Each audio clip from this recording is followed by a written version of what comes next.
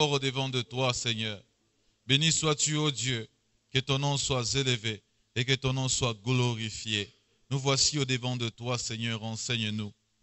On ne sait pas comment le faire, on ne sait pas comment le dire, mais toi tu sais. Voilà pourquoi nous sommes au-devant de toi, Seigneur. Nous te demandons de nous enseigner. Que ce soit les canaux, que ce soit Seigneur Jésus-Christ, les cœurs, nos cœurs qui sont disposés à recevoir cette parole que tu as envoyée ce soir. Laisse-nous être enseignés de toi, enseignés par toi, afin de faire ce que tu attends de nous. Dans le nom de Jésus, nous avons ainsi prié. Amen.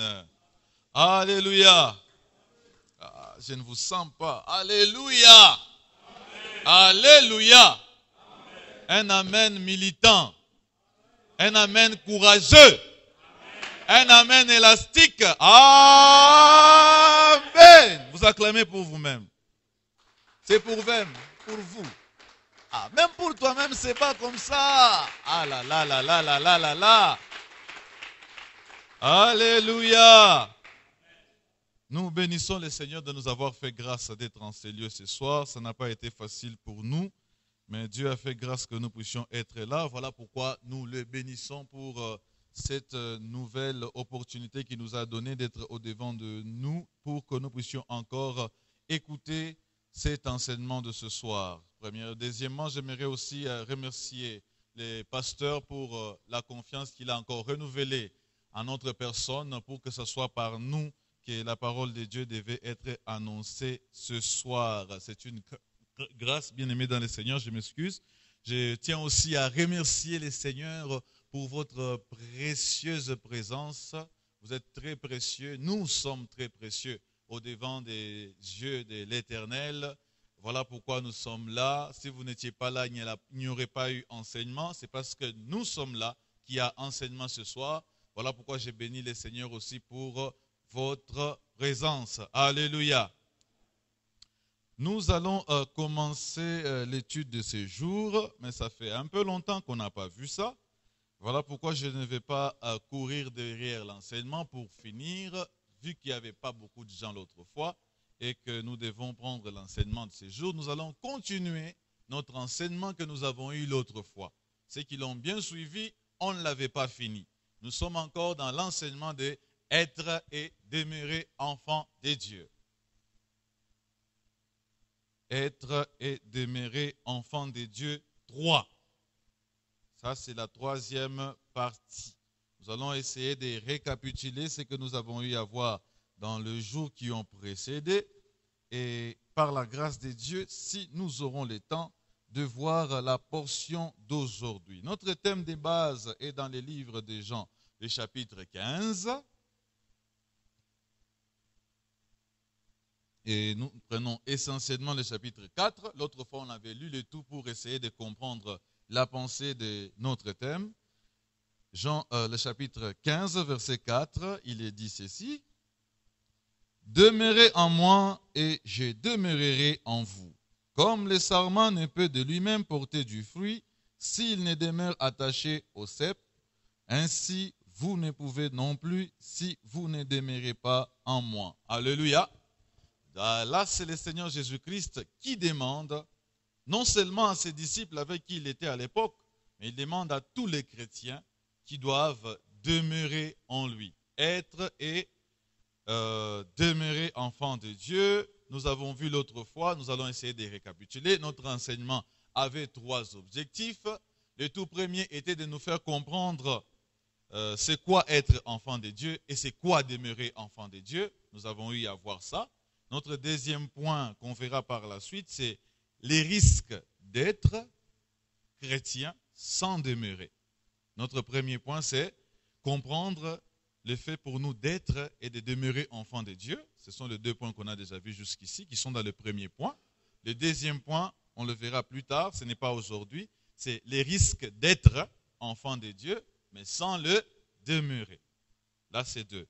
3, par la suite, encore par la grâce de Dieu, on verra, on pourra à analyser ce qui nous empêche à demeurer enfants de Dieu et comment y remédier.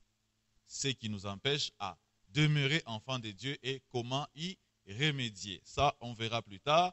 Pendant qu'on y est, nous allons essayer un peu de récapituler ce que nous avons vu jusqu'ici. Nous avons vu l'autre fois que Être et demeurer enfant de Dieu, c'est le souhait de Dieu lui-même. Dieu n'aimerait pas seulement nous voir être enfants de Dieu, en plus de l'être, il veut que nous puissions demeurer.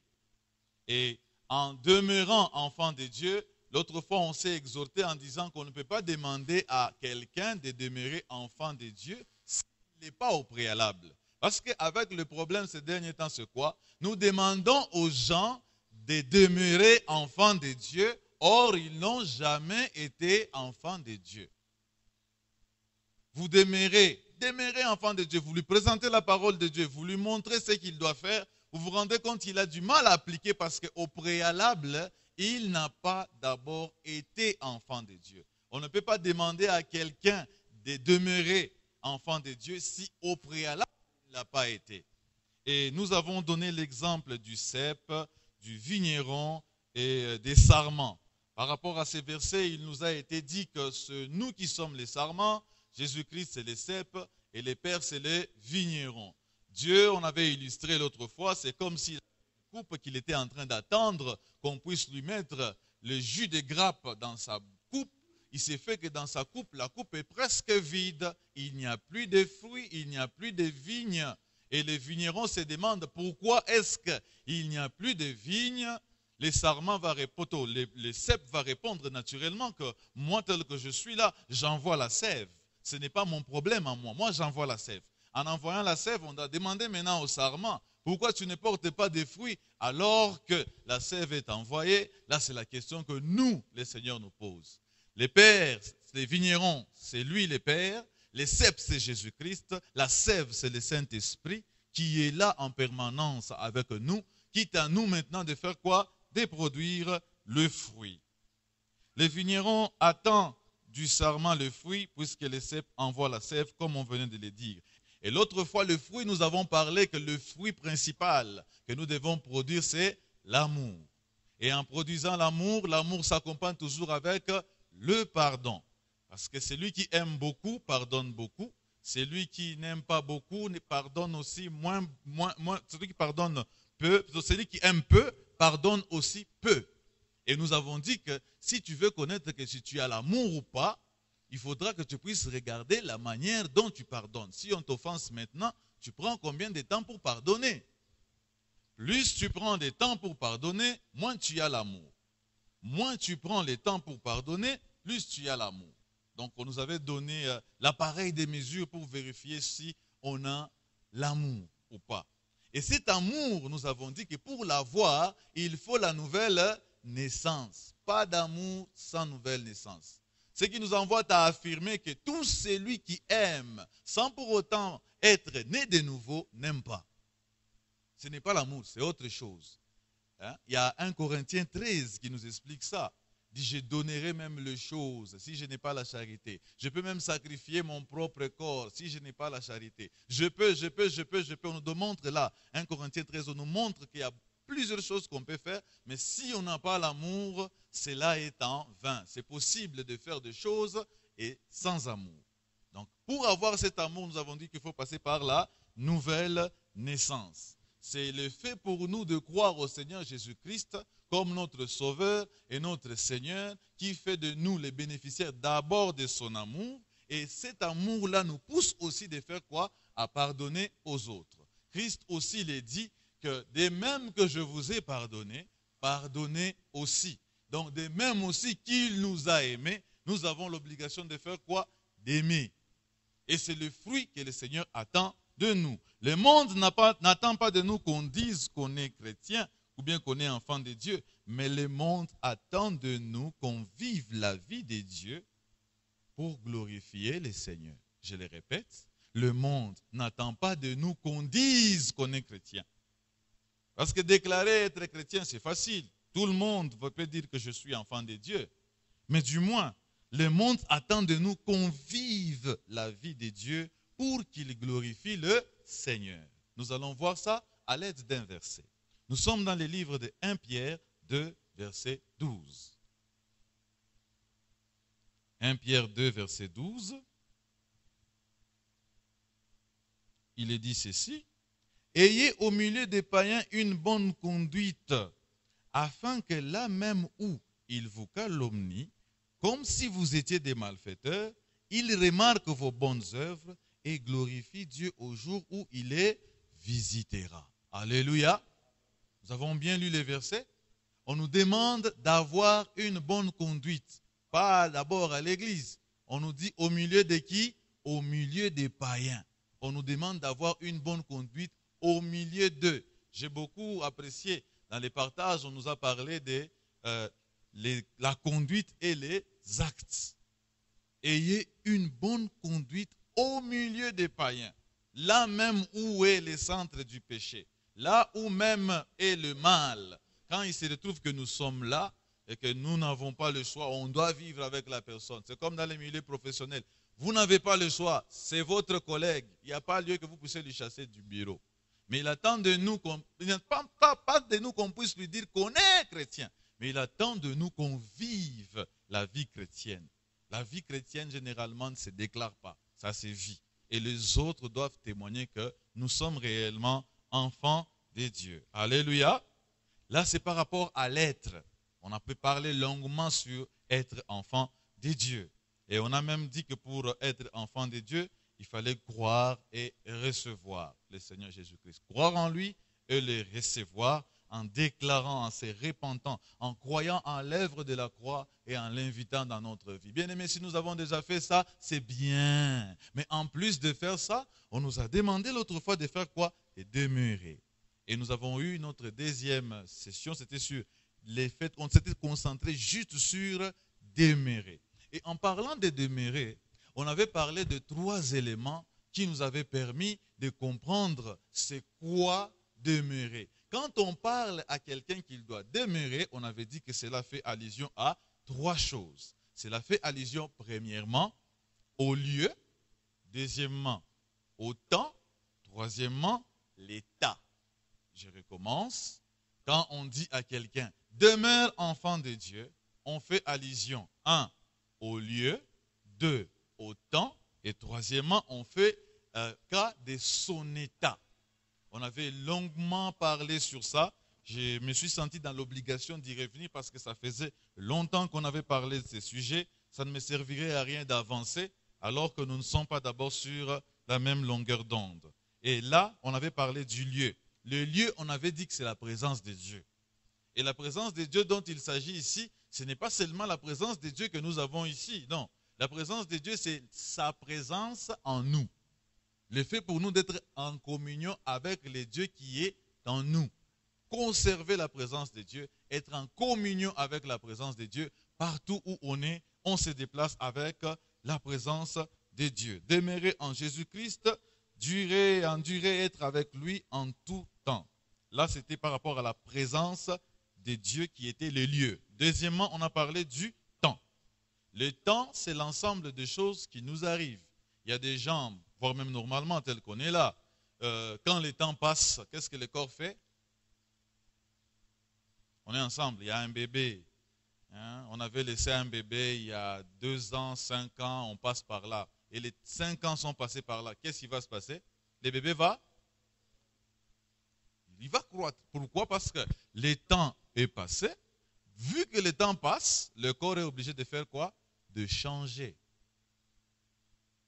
Alors, à la manière chrétienne aussi, quand le temps passe, il y a notre identité qui n'est pas à confondre avec les œuvres qu'on doit produire, notre identité de chrétien qui ne doit pas changer. Même si le temps passait, nous, on a l'obligation de ne pas changer. On va prendre un verset qui va essayer d'illustrer ça, si je l'ai tout près de moi. Est-ce que je le mets tout près? Il est là. 2 Corinthiens 4, verset 16. 2 Corinthiens, le chapitre 4, verset 16. Il est dit ceci. C'est pourquoi nous ne perdons pas courage. Et lors même que notre être extérieur s'est détruit, notre être intérieur se renouvelle de jour en jour. Et lors même notre homme extérieur s'est détruit, notre homme intérieur se renouvelle de jour en jour. Alléluia. Donc les temps peuvent passer, À l'extérieur, on peut avoir une détérioration, on peut grandir, on peut changer, la métamorphose peut aller, mais notre être intérieur doit rester identique par rapport à Christ et croître en Christ. Alléluia. L'identité là, c'est Jésus et on est en train de croître en Christ chaque jour. Là, c'est par rapport au temps. Le temps aussi fait allusion au bon moment et au mauvais moment qui nous arrive. Ça peut arriver qu'un bon moment, un beau temps puisse changer quelqu'un. Ça peut arriver aussi qu'un mauvais moment puisse changer aussi quelqu'un. Vous étiez là quand quelqu'un n'était pas visité, il n'avait pas encore, ça arrive généralement aux frères. Quand il n'avait pas encore le boulot, vraiment, il faisait 3 cultes. Alléluia. Et vous vous demandez 3 cultes, ça signifie quoi? On n'en a que 2. Lui, il en faisait 3. Alléluia. Pendant que nous, on fait 2 cultes, lui, il en fait 3. Donc, il vient déjà samedi la nuit. Il commence son premier culte. Il commence à prier. Frère, non, j'intercède pour le culte de demain. Ah, frère, zèle. Zèle sur zèle. Et le matin, il est là. Vous commencez le premier culte. Lui, il a déjà commencé son premier culte la nuit. Donc, vous êtes en retard. Votre premier culte, c'est son deuxième. Votre deuxième culte, c'est son troisième. Zélé. Mais le Seigneur le visite, il dit, je vais te faire passer un bon moment, un beau temps.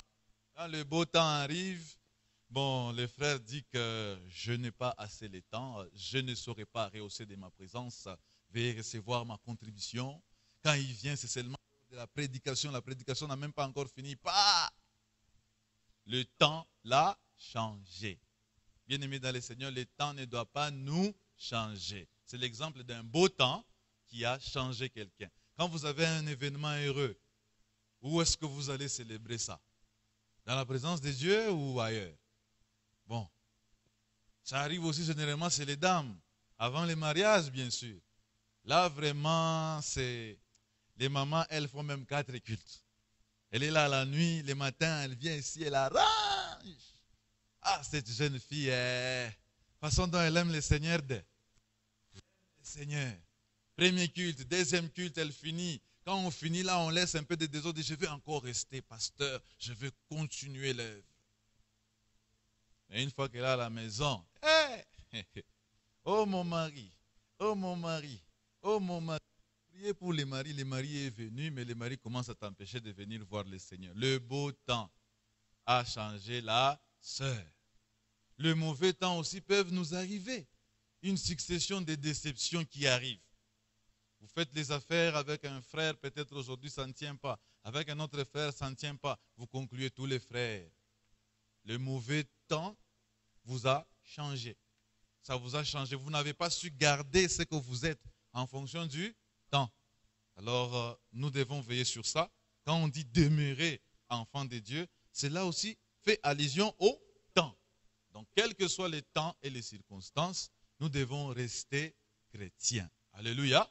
Voilà pourquoi nous avons chanté notre cantique là au début. Des fois aussi, vous pouvez voir dans une famille avec quelqu'un qui était comme le pilier. Quand il meurt, il part. Même la façon de pleurer là. Tu n'as pas de cœur, Dieu. Ça change. Il y a même d'autres qui sont devenus athées parce qu'il a dit que j'ai prié pour ma mère quand elle était malade, mais elle est morte quand même. Alors où est votre Dieu? Et il devient athée. Un mauvais temps l'a changé. Alors nous devons aussi nous regarder le bon et le mauvais temps. Être et demeurer enfant de Dieu fait aussi allusion à notre état. Notre état spirituel. Ici, on fait allusion à notre état spirituel.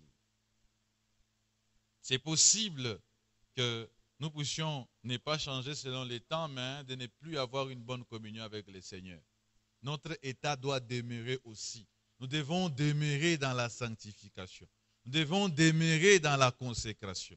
Nous devons demeurer dans l'attachement à Dieu. Notre état spirituel. Notre état d'âme. De quoi sommes-nous remplis au fil du temps? Est-ce que nous sommes purs d'esprit? La Bible dit du moins encore dans les livres de Philippiens, que du reste, frère, que tout ce qui honore, que tout ce qui est bien, que tout ce qui peut donner l'honneur, ou bien que tout ce qui est bien, tout ce qui peut être louable, soit l'objet de vos pensées. L'état fait allusion à notre état d'âme à l'intérieur de nous. Qu'est-ce qu'il y a à l'intérieur? Le Seigneur Jésus-Christ pouvait parler aux pharisiens en leur disant « tombeau blanchi ». Cela veut dire qu'à l'extérieur, on a déjà maquillé comme il se doit, mais à l'intérieur, il n'y a que pourriture. Alors quand on dit état, cela fait allusion à notre état d'âme et à notre état spirituel.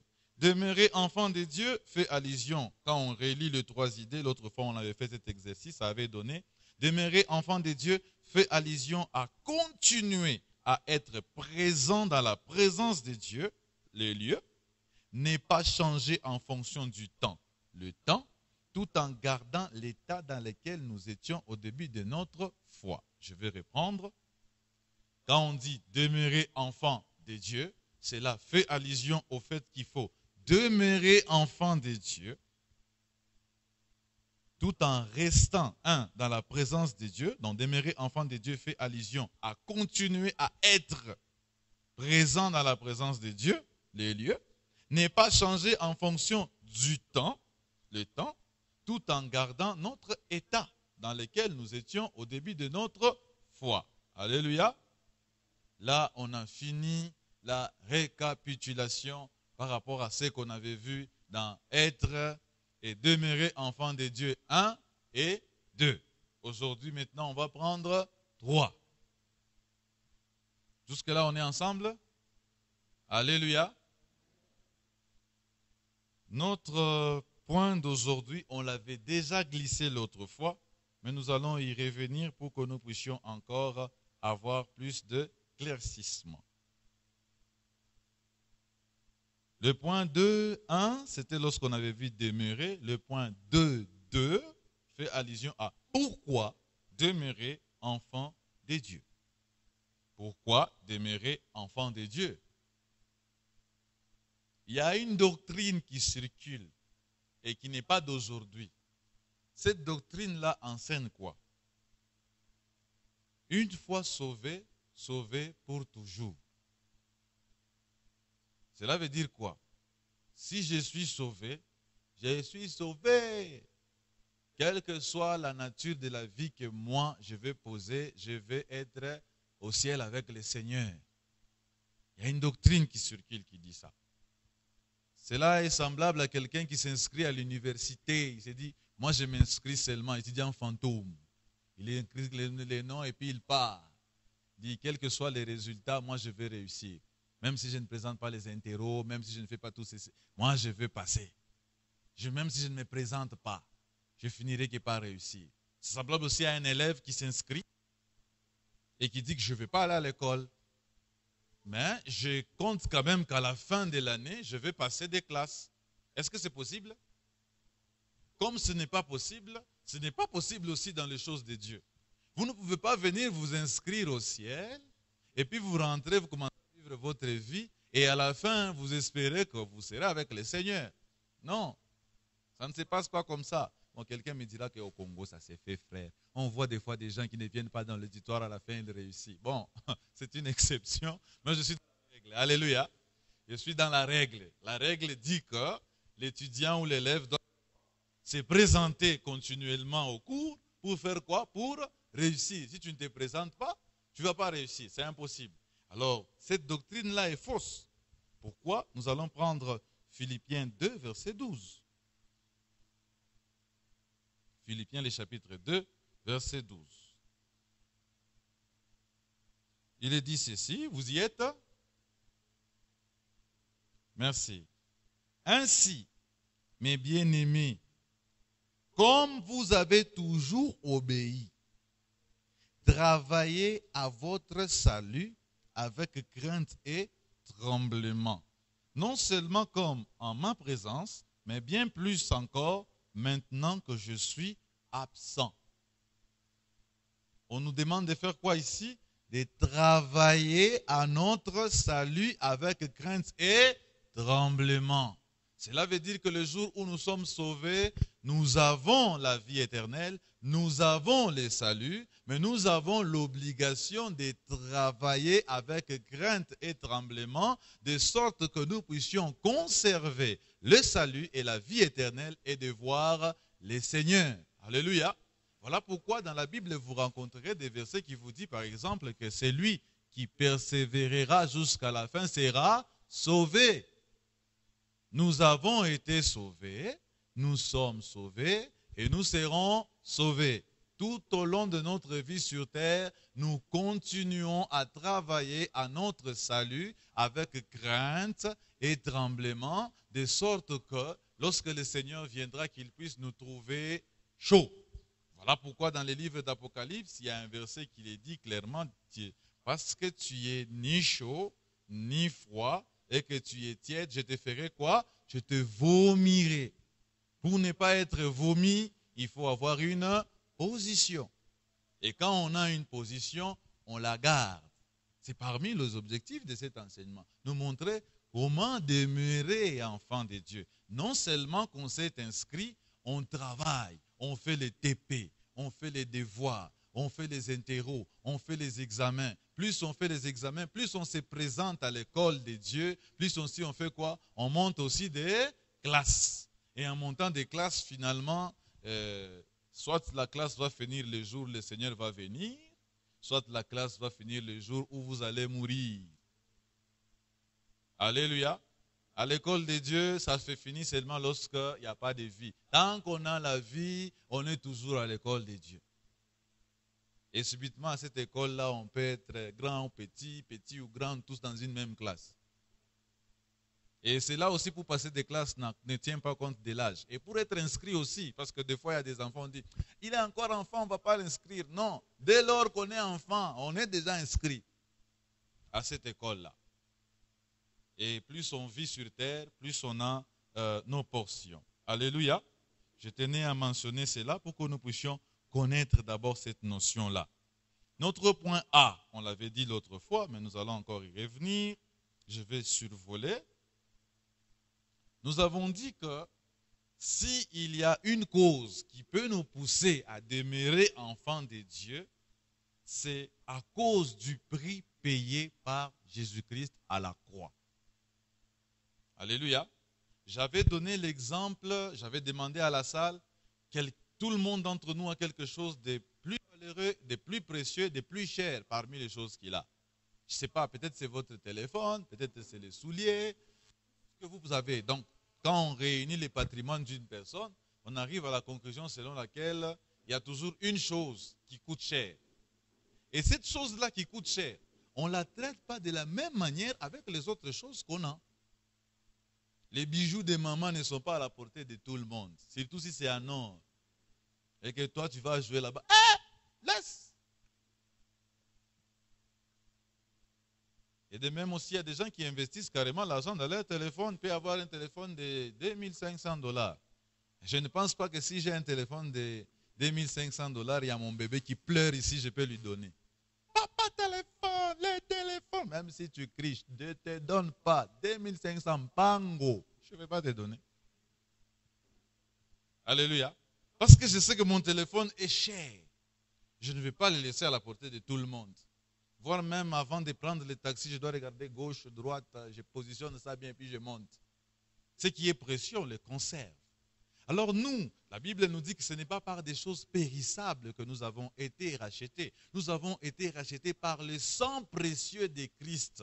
Notre vie vaut le sang de Jésus. Comme notre vie vaut le sang de Jésus-Christ, c'est plus cher que tout. Alors à cause du prix qui a été payé, nous avons intérêt à demeurer enfants de Dieu. Parce que lorsqu'on ne demeure pas enfant de Dieu, on prend ces prix-là du sang de Jésus-Christ. C'est comme si on crucifiait Jésus-Christ à nouveau. C'est comme si on versait le sang de Jésus-Christ à nouveau. S'il y a une chose qui peut nous pousser, nous, à demeurer enfants de Dieu, d'abord, c'est le prix. Ça, même je peux donner plusieurs exemples, mais celui-ci, c'est le plus crucial. À cause tout simplement du prix. On peut être devant le péché. On peut être devant une tentation. On peut être devant des propositions malsaines. On peut être tenté de faire le mal. Mais si on imagine seulement le prix qui a été payé, on peut se dire que non, non, non, non, je ne vais pas faire ça. À cause du prix qui a été payé. Là, c'est les points les plus culminants de tous les points que je pourrais donner. Mais j'en ai mentionné que deux. Le premier, c'est celui-ci. Je tenais encore à y revenir de cette manière ici pour que nous puissions encore avoir ça à l'esprit. Je tiens même qu'on lise les versets en question. C'est le livre de 1 Pierre, les chapitres 1, 18 et 19. 1 Pierre, les chapitres 1, 18 et 19. Je lis au nom du Seigneur. Sachant que ce n'est pas par des choses périssables, par de l'argent ou de l'or, que vous avez été rachetés de la vaine manière de vivre que vous avez hérité de vos pères. Pas de l'or. Le sang de Jésus-Christ est plus que de l'or, plus que de l'argent, plus que toutes les richesses du monde réunies et calculées. Le sang de Jésus-Christ est plus précieux que ça.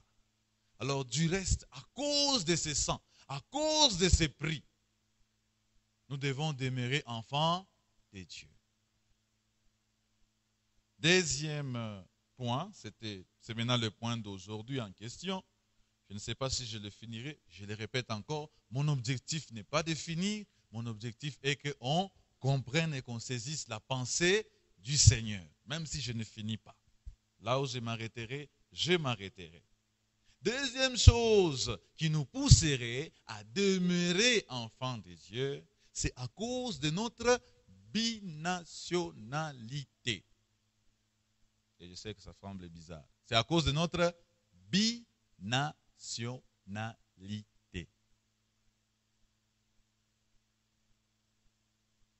Tout le monde sur terre a une nationalité, ce qui est l'état d'une personne qui appartient, qui est membre d'une nation. On a une nationalité qu'on obtient d'en bas. Exemple, nous tous ici, sauf exception près, nous sommes Congolais.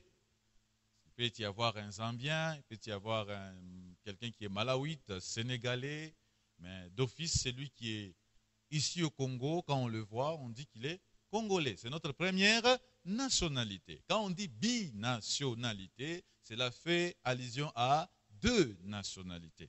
Par le fait que nous avons deux nationalités, nous devons demeurer enfants de Dieu. Notre première nationalité, nous l'avons acquérie peut-être par affiliation, peut-être par le fait que nous sommes nés sur le sol congolais, peut-être par autre chose, par mariage. Il y a aussi des gens qui ont la nationalité par mariage, parce qu'il s'est marié à un Français, il devient aussi français. Et quelqu'un peut avoir la nationalité comme ça. Mais nous, par notre conversion, notre salut, par le fait que nous avons été nés de nouveau, ou nous sommes passés par la nouvelle naissance, nous avons acquis une nouvelle nationalité, qui est la nationalité céleste. Alléluia. Pourquoi on n'est pas content? Je parle de la nationalité céleste. Donc, vous êtes Congolais, vous êtes aussi ciellois. La nationalité cielloise. Si j'avais dit américain ici, française, vous allez dire Alléluia, américain. Mais je parle du ciel. Quelqu'un s'il a un passeport américain, même quand ils arrivent là-bas à la douane, c'est un passeport américain, bon, qu'on fasse quoi? C'est un passeport français, c'est français. C'est français. Ok, c'est français. Ceux qui n'ont pas acheté au Léka, Léka, passe, je veux voir. Quand on dit la nationalité, j'ai la nationalité américaine. Mais vous avez la nationalité. Nous avons la nationalité qui est au-dessus de toutes les nationalités. Et cette nationalité, c'est la nationalité céleste. Je suis ciellois, tu es ciellois, nous sommes des ciellois. La nationalité cielloise. Par le fait seulement que nous sommes de la nationalité cielloise et que nous sommes étrangers dans un pays étranger, on ne va pas se comporter comme tout le monde. C'est impossible. Comment est-ce qu'on peut être un Zambien et se comporter comme un Zambien alors qu'on est Congolais? D'ailleurs, passer de l'autre côté, ils savent nous détecter. Même si tu te caches. Maurichan. Hey! Tu vas répondre, puis après, continue, et puis tu ne réponds pas, et puis tu n'es pas des nôtres. Alléluia. Comment se fait-il que maintenant, quand on est dans le monde, on ne parvient pas à détecter? Donc, quelque part, on leur ressemble. On a la nationalité mondaine. Il va falloir qu'au milieu des païens, même si tu n'as pas encore parlé, frère, qu'on remarque que vraiment, toi, tu n'es pas d'ici. Tu n'es pas d'ici. Tu dois être extraterrestre. Même si tu n'as pas encore prêché, il va falloir que lorsqu'on te regarde, qu'on dise que, assurément, tu n'es pas d'ici. On ne doit pas ressembler aux autres. Donc, à cause de notre binationalité. Donc, ne vous inquiétez pas. Quand on appelle les joueurs de la RDC, oh, les binationaux, vous êtes aussi binationaux. Binationaux des dieux. Nous allons essayer de voir ça par les Écritures. Nous sommes dans les livres de Colossiens 1, 12, 13. Colossiens, les chapitres 1, 12 et 13.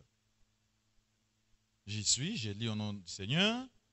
Rendez grâce au Père qui vous a rendu capable d'avoir part à l'héritage des saints dans la lumière. 13. Qui nous a délivrés de la puissance des ténèbres et nous a transportés dans le royaume du Fils de son amour. Le jour où on a cru au Seigneur Jésus-Christ, nous avons été transportés dans le royaume du Fils de son amour. Alors on est Congolais, oui, mais on est aussi ciélois. Deuxième verset qui affirme ce que je venais de dire par rapport à notre binationalité. Là, nous sommes dans les livres de Éphésiens, les chapitres 2, 4 et 6. Éphésiens, le chapitre 2, les versets 4 et jusqu'à 6. Il est dit ceci.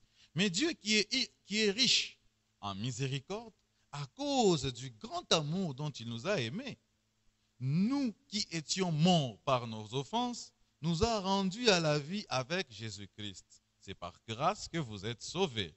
6. Il nous a ressuscités ensemble et nous a fait asseoir ensemble dans les lieux célestes en Jésus-Christ. Alléluia. Jusqu'à présent, je ne parviens pas trop à comprendre ces versets. Comment se fait-il qu'on est assis avec Dieu, avec Jésus-Christ dans les lieux célestes et on est ici? Alléluia.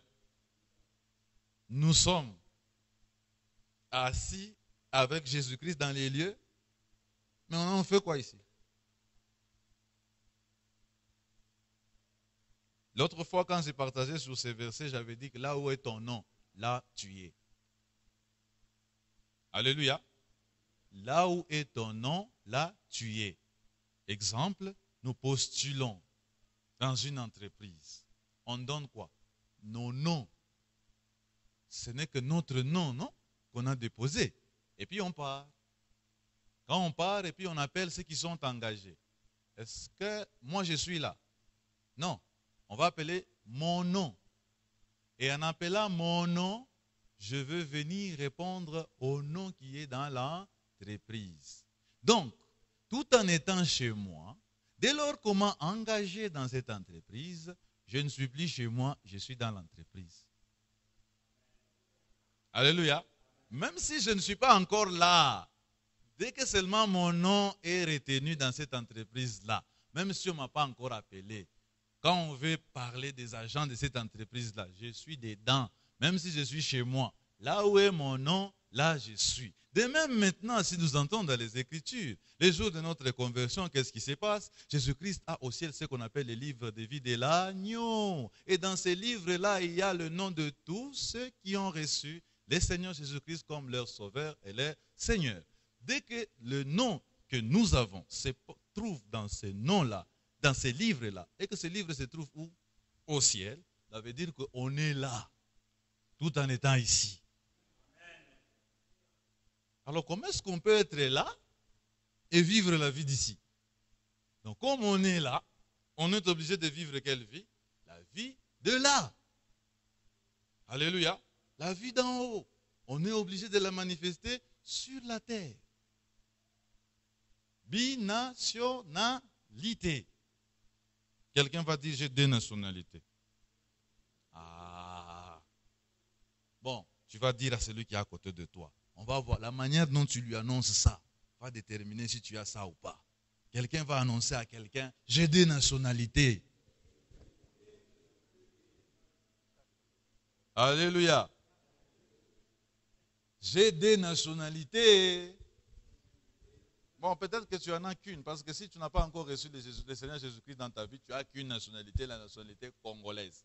Mais si tu crois au Seigneur Jésus-Christ, en plus d'avoir la nationalité congolaise, tu as la nationalité cielloise. Le fait pour nous de rester sur terre avant de rejoindre complètement la cité céleste fait de nous des ambassadeurs du Christ. Alléluia. Le fait pour nous de rester sur la terre en attendant qu'on soit physiquement avec le Seigneur au ciel fait de nous des ambassadeurs du Christ. C'est qui un ambassadeur? Un ambassadeur, c'est un représentant d'une entité ou d'un État. Donc quand on nous voit, nous, on doit voir le royaume céleste. Nous allons aussi les lire. 2 Corinthiens 5, verset 20.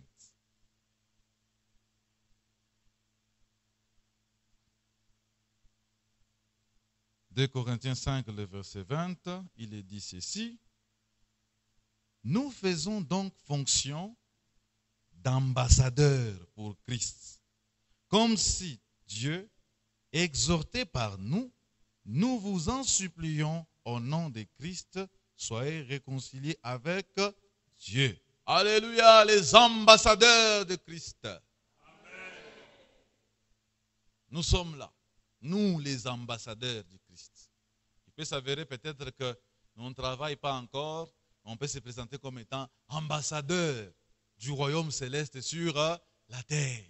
Et nous représentons valablement les seigneurs. À cause du fait qu'on ait ces deux nationalités, nous devons faire quoi? Nous devons demeurer enfants de Dieu. Je dois arrêter par ici normalement. Je pense que je dois prendre un seul petit point qui se trouve ici. Je vais l'anticiper. Je sens que je dois y aller directement. Ce petit point est un peu loin, mais je vais finir avec. Nous sommes ambassadeurs de Dieu, c'est bien, mais la question que le Seigneur nous pose est, quelle est la langue ou les langages que nous avons? La langue du ciel, c'est laquelle? Ici, chez nous, c'est les Chiluba, les Kikongo, le Swahili, et quoi encore? Les 4 langues nationales. J'ai cité 3. J'ai oublié quoi? Les Lingala. Et la langue officielle, c'est le français. Et au ciel, on parle quoi? Quelqu'un va me dire, on parle en langue. On parle en langue. Eh bien, c'est aussi l'une des choses. Hein, parce que si on est du ciel, il va falloir qu'on parle la langue du ciel. Donc c'est parmi aussi les petits indices. Là, on parle en langue. Hein, une fois, il y avait un prédicateur qui prêchait, on lui demandait la question, pasteur, pourquoi vous parlez en langue? Il dit, c'est la langue qu'on parle au ciel. Comme je suis de là, voilà pourquoi je parle cette langue-là. Alléluia. Alors la question c'est celle-là. Si nous sommes citoyens du ciel, quelle est la langue que nous devrions parler?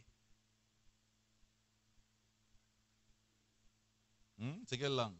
Parler en langue. Les parler en langue. Pas de souci, la réponse est claire. Nous sommes dans le livre de Josué 1, verset 8.